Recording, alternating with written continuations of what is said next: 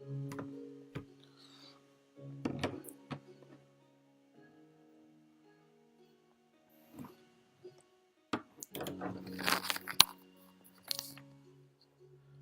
right, good evening to everybody. What is up? How is Earth doing? Good evening to the humans of Earth.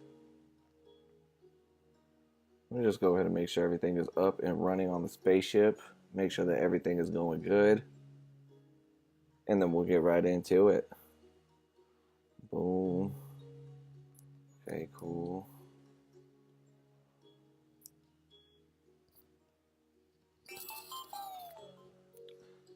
Checking on my test device, watching that little commercial that they show you. Boom. And boom.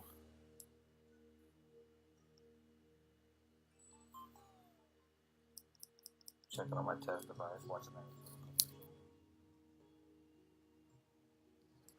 that. All right, Ray's up in the building. Ray's up on the spaceship. Good evening, Ray. Greetings to the regulars. Oh yeah, oh yeah. Oh yeah. All right, friends, we're about to get it going. Got some cool news for you tonight. And then we'll end up getting into a few other things here. Yeah. Ray of Sunshine's up on the spaceship now. Perfect. Perfect. Super glad. Super glad you guys are deciding to make it.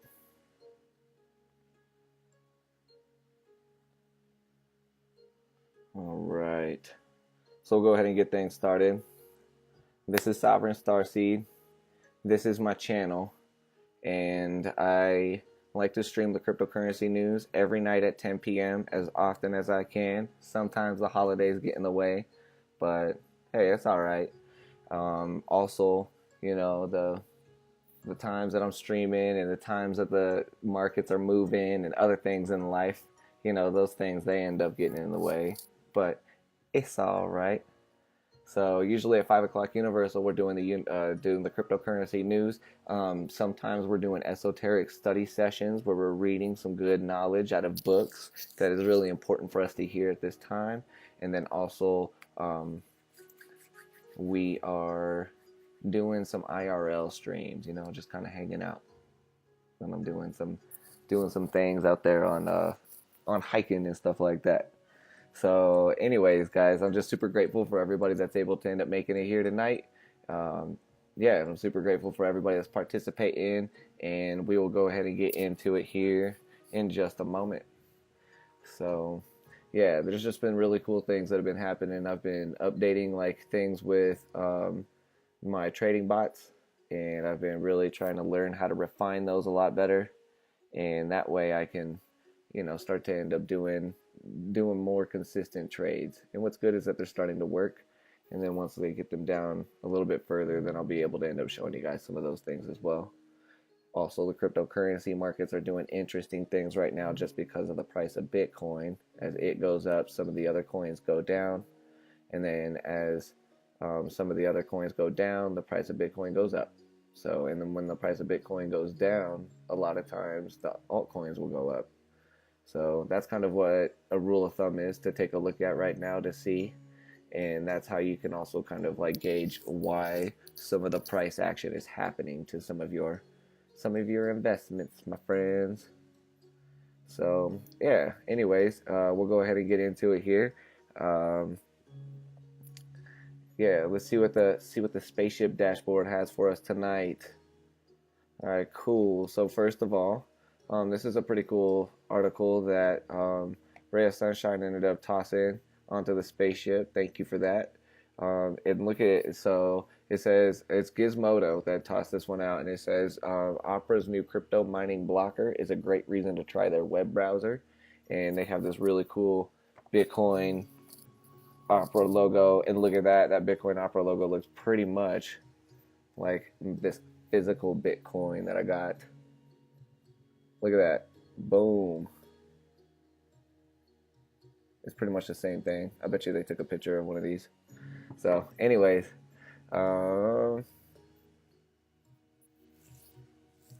Yeah, your article's making the news. Yes. Thank you so much for assisting. Yes. Yep. And any of you guys, if you guys are tossing any articles this way, like, and you think other people would benefit from it too, I'm not closed to getting articles from you guys. You could either message me on Twitter. You can also get in the Discord room. There's multiple ways to reach me. So, anyways, yeah. So, Opera is pretty much putting in a blocker for that Coin Hive software. And that Coin Hive software that I'm talking about is the software that I've been reporting on like a couple times where, like, I think it was either Showtime or Stars or something like that. They had it running on their website while people were streaming movies, and it was mining Monero in the background. And I think that's pretty bad. So yeah, I think that we definitely want to end up taking a look at that a little bit further, just because, yeah, whenever we're seeing something like Coin Hive coming out on a big website like that, we can also see it in other websites, and it has infected not just other websites, but also a lot of apps on the Android App Store. And I haven't heard of anything publicly yet on the iOS App Store, but that doesn't mean that it doesn't exist. So it's just always good to think about, always good to be aware of. So, yeah. Anyways, they're just talking about how, like, it's this article says that CoinHive emerged back in September. It's spread to thousands of websites. It offers site developers a way to make a little extra crypto cash with a simple script that they can embed in the code of their web pages. When a user navigates to the website, the portion of their CPU's capacity that isn't being used will suddenly be used to crunch complex mathematical formulas that generate new cryptocurrency. In CoinHive's case, the script generates the cryptocurrency called Monero. CoinHive's documentation explicitly advises developers that it's their responsibility to inform users about what is happening. It's just the right thing to do when the downside for visitors includes jacked up electric bills, slower processors, worn out fans, and drained batteries. Over the last few months, we've seen cryptojacking occurrences happen in everything from Starbucks Wi-Fi. Oh yeah, I reported on that too. Starbucks Wi-Fi to apps in the Google Play Store. So pretty much everything that we've been following, all of the good things that we've been seeing, and if you guys have been following the channel, you've been kind of being up on some of this as well. So everything that these articles are reporting now, we've already been up on. So just remember that, CoinHive, it's open source mining software where you can't blame the makers of CoinHive, because CoinHive put the liability upon the website developers to make sure you know about that. So Opera is just setting something up in their browser now. If you go and update, that you'll be able to end up having that blocked. It's just going to be blocked, so that way your computer isn't being used up unnecessarily. So I think that's cool. Props to Opera. Thumbs up to you guys. So next, CoinDesk is putting out an article that says Israeli finance watchdog seeks to ban public firms from Bitcoin trading. Bitcoin trading companies in Israel may soon face tighter rules imposed by the country's finance regulator. According to Reuters, the head of the Israel Securities Authority, the ISA, Shmuel Hauser, said in a business conference on December 20th, yesterday, that a proposal will be presented to the ISA board next week, which seeks to ban any company that has a major involvement in Bitcoin trading from the Tel Aviv Stock Exchange. So he told the agency, if we have a company and their main business is digital currencies, we would not allow it. If already listed, its trading will be suspended. So here we go with Israel trying to end up putting in some regulations, and it's a regulation that's kind of interesting, and I mean, it's good and it's bad. So, like, everything is a double-edged sword. What can you guys think would be the positives to this? What do you think would be the negatives to this?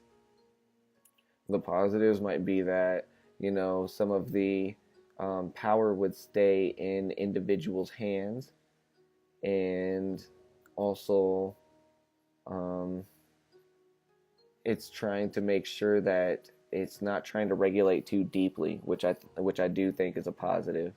But also, on the same sense, You can also see that there are companies that if they were brokers or if they were trying to help people invest their cryptocurrencies, that now they have to shut down. And also, it makes it um, just difficult for like big. I don't even know what I'm saying there. I don't think that applies actually. So, anyways, I would just say that this just makes it, just difficult for companies that are already trying to offer their services or flourish because they help people invest their cryptocurrencies, like brokers. It's going to be hard for them to stay open. In fact, they're getting suspended unless they start offering 51% of their products in other areas besides cryptocurrencies. So you may see some interesting things pop up. So next, ChinaDaily.com. I just wanted to put out a interest. It's something good for us to know. Is that ChinaDaily.com .cn has put out an article that says China's central bank is to standardize QR code payment. So the People's Bank of China announced plans Wednesday to regulate QR code payment to contain risks arising from the popular service. So both banks and non-banking payment institutions must channel cross-bank transactions involving barcodes through the clearing system of the People's Bank of China or other legal clearing houses. So now there's regulation that's starting to happen to the QR codes in China. They're trying to regulate that and standardize that, which, again, there's positives and negatives. They will give, I think some of the positives is that it'll give people some confidence to start using QR codes where they haven't before, because now they do have third parties they can rely on. However, I also think that the third parties out there that were creating QR codes now have to either become registered and comply with the People's Bank of China, or just go to another country or shut down. So, as you can see it there, you can see how the regulations are starting to choke some of the innovation in some areas and then trying to support a foundation for innovation in other areas. However, as you can see here, I just want you guys to think about the centralization of everything. And this is China's central bank trying to regulate a QR code payment service, which parallels deeply with something like Bitcoin. So just something to be paying attention to. Next in the news, CoinJournal.net putting out an article today that says the first decentralized casino on Ethereum is legalized by the Curaçao government. Sorry if I'm Curaçao. I'm gonna continue this one with Curaçao. The government of Curaçao, a Dutch Caribbean island well known for its scuba diving market and regulated casino industry, has officially legalized and issued a casino license to Edgeless, a decentralized application launched on top of the Ethereum protocol as a legitimate casino business. Thomas Draxis, the founder of Edgeless, says, Curaçao license is a good starting point which enables us to compete with traditional online casinos. However, we are not finished yet. The crypto and gambling field is evolving really fast, including legalities. Our legal team will be working on acquiring more licenses in the near future and strengthening Edgeless legal base. So, I want to, just try to talk about some things like that.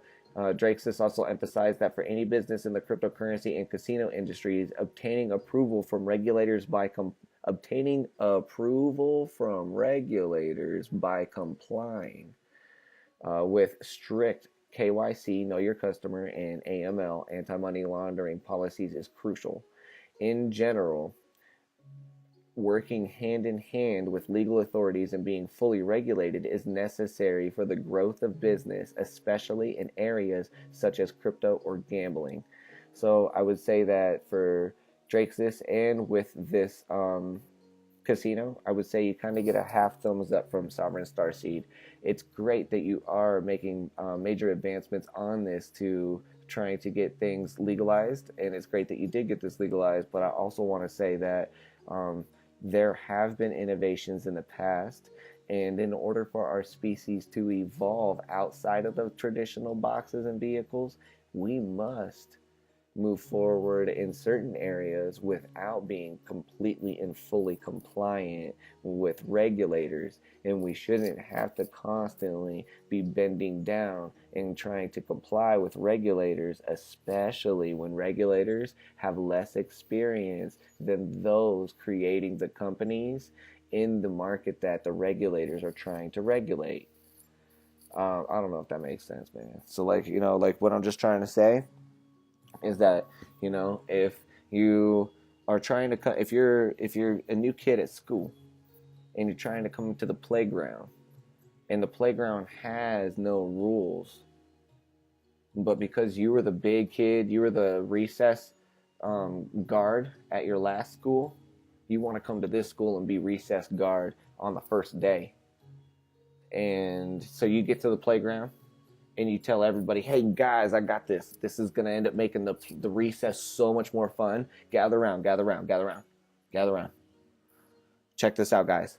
I'm the new kid at school. Now, I don't really know how recess works here, but I want to tell you guys that recess is going to be so much funner if we lay down this rule, this rule, this rule, and this rule. It's going to make it safe.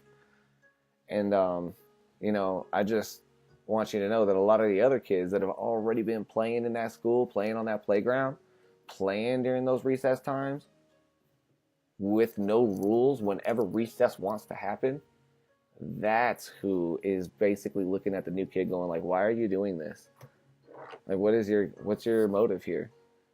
So because of that, it's just an important point to make, guys, because, I want people to think about it, because this guy, he's saying, what I've done is I've done really good. I've been trying to, talk to the other regulators at the other recess places, and we need to get our recess and our playground the same as the old playgrounds that have existed on Earth before.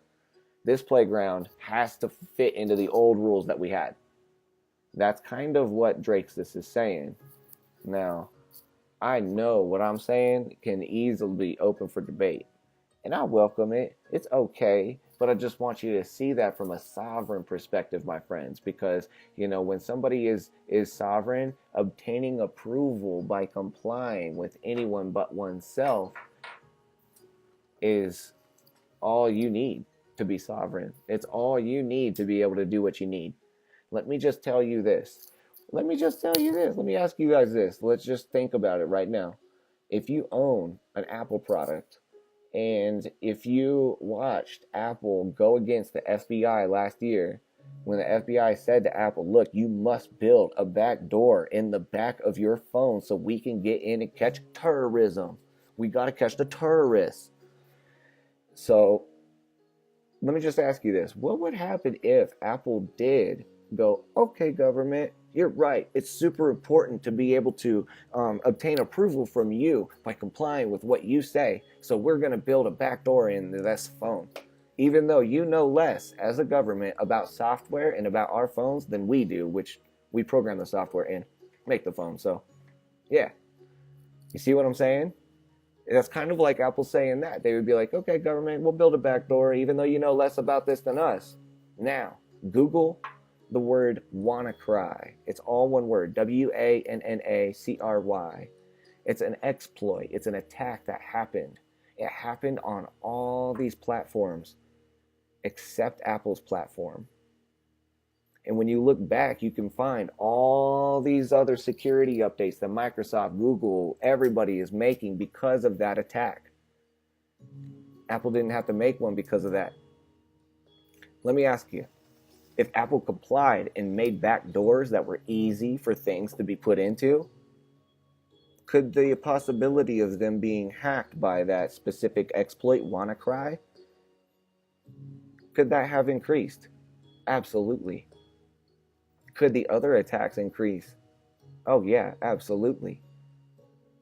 And is it because the other platforms are constantly trying to obtain approval from everybody around?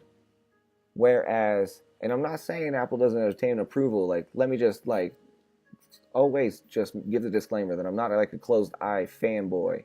Like, I definitely am a fanboy, but I got my eyes open and I'm willing to switch to another open platform when I see that it's going to benefit me more. Not ever close to that. But I just want you guys to see that, like, if they were to open themselves up to that, like the other companies have, they would definitely be under the same scrutiny and constantly obtaining approval from the regulators that they originally gave their sovereignty to. Now, because Apple wasn't looking at trying to end up obtaining approval from everybody, they were trying to expand, they were trying to make expression happen, they were trying to, like, always, like, better their shit. I'm sorry, better their stuff, but also try to keep it protected for people. That's where the difference is, I think, my friends. And that's what I just want you to see, is that here's a company here that is going the way that I hope other companies don't go, where they're trying to constantly lose their sovereignty and bend over to the current regulators by saying, oh, can we please have your approval, please? We want to comply with everything you say, please. Can we please have approval? You probably know less than we do about cryptocurrencies, but we need your approval still. Why? Why? When we have countries out there like Belarus and Estonia that are trying to go the opposite way. Belarus saying, we're not even going to tax cryptocurrencies for 5 years because we want you just to chill here, baby.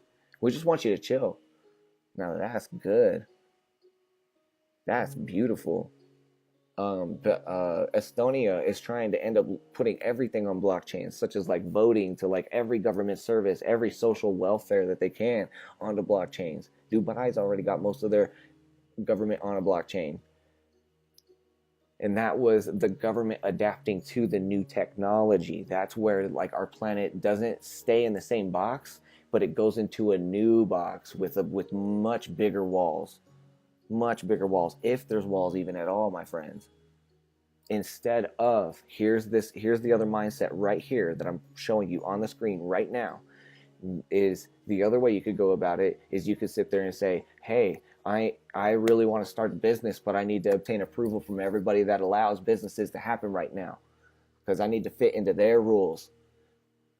But here's the problem. A lot of the regulators know less. They know less than a lot of the people in the crypto sphere, because the people in the crypto sphere have been trading and doing this for a lot longer. So that's what I have to say, my friends, is that, like, I just want you to think about it. I want you to think about how we can uphold these cryptocurrencies and what direction do you want to take with them. Are you going to beg for regulation? Or are you going to set a standard of regulation because of how honorable you're holding these cryptocurrencies? Similar to how Apple sets standards in tech and in software and design, they set standards that other companies copy. And Apple's not going to any government saying, oh, can we please get approval? No, they're like, no, we're going to be so good with what we're doing that other people are just going to steal ideas from us all day long. And like, we get it. We get it. So I just want to show you guys. I want to show you guys like a company and an example that is able to keep their sovereignty and the benefits that come along with that. Because in a lot of these iPhone devices, at least publicly, we don't know that there's an FBI backdoor that's been in there. It's been in there in the past, but we don't at least publicly know that that's there. And here's the other thing. Publicly, we know that there are back doors into Android and Windows devices that if you publicly know about that and you're a brand new hacker, that's easy pickings. That's easy for you to get into. But a lot of these other devices are harder to get into when they don't have back doors built into them and they've kept their sovereignty and they were allowed to build things based on their own rules, not based on trying to comply and obtain approval from other people's rules. That's tonight's lesson. I'm just going to go, and I just want you to think about that. Please think about that. Think about how countries, in the past were able to do so much expansion, so many inventions came out because of less rules. And then when there's more and more rules that are inflicted upon countries, people, ideas, then less ideas come out. There's less exploration happening. We start to get choked as a species. We start to get stifled and stunted in our growth. And that's all. I just want you to think about that. That's our homework. Maybe ask somebody that. Think about how much more how much more beautiful, how much more inventive things could be with less rules. Next, I just wanted to talk about how Reuters.com in the news, they're putting out an article that says, this is Seoul Reuters, South Korea will impose additional regulatory curbs on cryptocurrency trading. So how South Korea will impose additional measures to regulate speculation in cryptocurrency trading. The government said on Thursday in a statement, the steps will include a ban on opening of anonymous cryptocurrency accounts and closing virtual coin exchanges as suggested by the Justice Ministry. As suggested by the Justice Ministry, the statement showed. So let me just ask you this. Who knows who has the sovereignty in this article? Who's the one? It's the Justice Ministry. Because the Justice Ministry is now telling the South Korean government that you have to ban cryptocurrency anonymity. That's sad. I'm sorry. But that's like starting to make it not fun. And you're going to see a lot of people not participate in the cryptocurrency realm, and it's going to get bland in South Korea because of that. And a lot of people, here's another mindset that I just want to talk about real fast. A lot of people go, well, hey, if you don't have anything to hide, then you shouldn't have to worry about being anonymous. You should, yeah, you know, I let the government look through my stuff because I don't have anything to hide. So, like, it's okay for them to look through everything. No, that's not a good mindset, my friends, either. Privacy is something that's beautiful. Privacy is something that allows us our liberty. Privacy allows us the ability to express ourselves, to explore ourselves, to engage in new ideas. Privacy is beautiful. Anonymity is beautiful. And let me just ask you this. Do you think that cryptocurrencies would even get as far as they are now if Satoshi Nakamoto's real identity would have been revealed? You really think it would have came this far? To where other people are now starting to use decentralized blockchains for everything, from like property to medical records to everything. Do you think it would have even gone that far if Satoshi Nakamoto's identity would have already been found? Or do you think that maybe some government would try to go after him and his citizenship, or them and their citizenships, and say, oh yeah, you know what? I know exactly what we're going to do with you.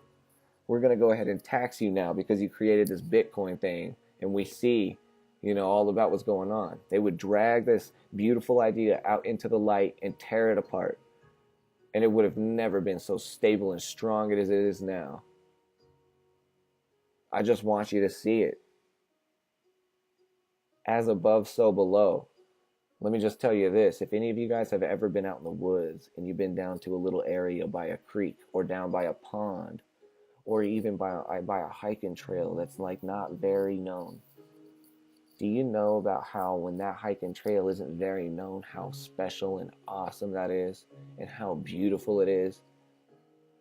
And how far that trail can take you and the experiences it could take you. Okay, now, fast forward 20 years. Now think about that trail after it's been blown up. And now there's signs everywhere. There's dog crap every 5 feet. There's all kinds of, there's no nature that comes within 500 yards because people are yelling. All kinds of stuff. And it starts to get exposed and it starts to come out into the public, and it's not private anymore. It's not anonymous anymore. And it starts to show up on Google Maps. It starts to show up on all these feeds on all these social media sites where people are trying to gain their validity. Just, ooh. Think about that. Oh, you know what? There's actually already trails that you have to pay for, as I think about it. Then there starts to end up coming a point where, humans start to go there so much, it gets so public that in order for it to stay open, they have to charge for it. because it needs to be maintained. I'm just telling you guys this stuff so that you guys can see the evolution of something as it goes from anonymous, as it goes from private, and as it goes into public, and it loses its anonymity. And so I just want you to see that, because South Korea is trying to take away the anonymity there, and I just want you to see then what starts to happen with it. There's going to be fees, there's going to be tolls, there's going to be a whole bunch of noise coming at you because of all this stuff that's happening. Make sure that you follow. Make sure that you turn on the post notifications so that we can at least board the spaceship and stay true and stay aware of the knowledge. Because this is something that, as you can see here, the justice system is telling the South Korean government that, you can't have people being anonymous. We have to track them. We have to know who's doing everything. Wow. Also, I want you guys to see this too. Forbes. They were putting out this article about how South Korea is not banning Bitcoin trade. Financial regulators clarify. This was on the 12th. But this is now on the 28th. So on the 12th, Forbes put out this article that said it's not banning Bitcoin trade. What they were just trying to do is that they were trying to regulate cryptocurrency exchanges. Okay, they put that on the 12th on Forbes. Mind you, all of this could be propaganda. But just look at this. Now here on the 28th, Reuters is putting out an article that says, yeah, they are getting their words from the justice system. The government's getting the word from the justice system that they need to take away the anonymity. And so they're going to put huge regulations on it and track everybody. So just something to think about, my friends, as we've been talking about that stuff tonight. And then finally, in the Bitcoin news, I just wanted to put out the Cointelegraph is actually putting out an article that says the director of a UK-based crypto exchange was kidnapped in Kiev. So according to local sources, Pavel Lerner, sorry if I'm butchering your name, the managing director of the cryptocurrency exchange XMO, was arrested in Kiev on Tuesday. Citing a source in local law enforcement, the Ukrainian Journal reports that Lerner was unreachable on Tuesday afternoon after he was abducted by unknown persons while leaving his office in the center of town and driven off in a black Mercedes-Benz. So currently multiple investigations are underway to determine why and by whom Lerner was kidnapped. And so he's also, other people are saying that XMO, if you guys have an account on EXMO, the exchange, that none of your data has been compromised. And so XMO representatives are saying we're doing everything possible to speed up the search of Pavel Lerner. Any information regarding his whereabouts is very much appreciated. Despite the situation, the exchange is working as usual. We also want to stress the nature that Pavel's job at XMO doesn't assume access either to storages or any personal data of users. All users' funds are absolutely safe. Okay, why am I bringing this up? Because for multiple reasons, my friends. Because right now you're seeing that I don't have an account with XMO, but the people with XMO are definitely raising questions and trying to see what's going on. There's even conspiracies out there talking about how he might have just fled and this could be staged. So with that, that's why it's important for me to show you guys this article, because now there's representatives coming out immediately right away trying to say, hey, look, everybody's funds are completely safe. He didn't even have access to the storage or any data. So that's what the representatives are trying to say in order to appease the users of EXMO, just because that site, I'm pretty sure there's going to end up being a dump in customer usage. So just going forward on that. But like if Pavel comes back from kidnapping, or something like that, then, there might be some difference with the volume going towards that exchange. So anyways, from that, you guys, that was the crypto news for this evening. Let me just go ahead and bring up some Discord real fast. So if anybody wants to end up hopping up in the Discord, you can. So it's not a bad idea. Not a bad thing. See if we can get in there. But yeah, so what do you guys think about that? Do you guys have any other things that you want to end up bringing up? If you have any other articles that you want to toss in there, let me know. By the way, happy holidays to the humans of Earth. whatever holidays it is that you're celebrating from wherever you're watching it from. Just appreciate that. So let's go ahead and get in here and just check things out. Boom. All right, I'm connected up in the stream lounge. If you guys want to hop into the stream lounge, just do that with the link in the profile. Okay. So now I'm going to go ahead and transition out here. Hey, ray of sunshine. Oh, let me transition this back. Look at all these hearts. Hearts with Santa hats on it. And awesome. I love that. Yeah. That is so lit.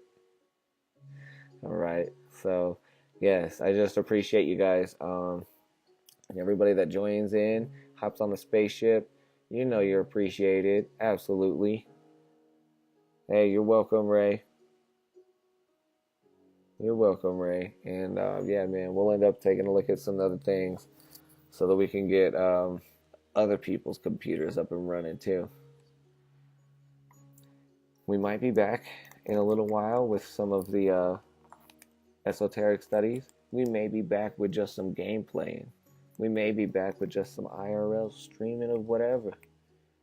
You know, that's how it goes. And that's what I love about being alive at this time. We get to take advantage of it and express ourselves across the whole entire internet. That's beautiful, right? So anyways, friends, yeah, we'll be back tomorrow night at 10 o'clock Mountain, 5 o'clock Universal for some more cryptocurrency news. Our homework tonight is just to think about the regulations, think about the different ways that people can think about this and what it essentially boils down to.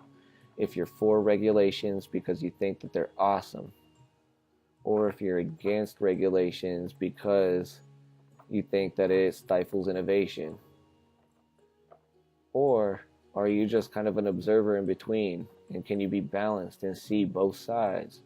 See the positives, see the negatives, but ultimately, we have to make a decision. And that's what this channel is trying to help you do, my friends. Is to try to stand up, be empowered, so that we can make decisions to the questions I just proposed confidently. And we can know why we're doing that. And we can feel good about doing that. And I'm not trying to lead you one way or the other, but I do want to end up saying that there's going to be a lot of information out there that talks about why regulations are great. So you're going to also see me doing a lot of talking on this channel for why regulations are not so great, just to balance out the other media that's out there. So sometimes it may seem like it's one-sided and really heavy on some things, but, you know, hey, I'm passionate. And B, it's so good to be looking at alternative perspectives like that. So, yep, just think about that. Propose some of these questions to your friends. See what they have to think about it, because I can tell you, you know, this type of stuff is going to be affecting them, whether they're into cryptocurrencies yet or not. It's going to affect them. You can see the banks getting into it. See the banks patenting some of it. It's not going to stop. So, all right, friends, I'm super grateful that we're able to end up, you know, having these types of little sessions. And we'll be back in just a little bit. This is Sovereign Starseed saying good night to the humans of Earth.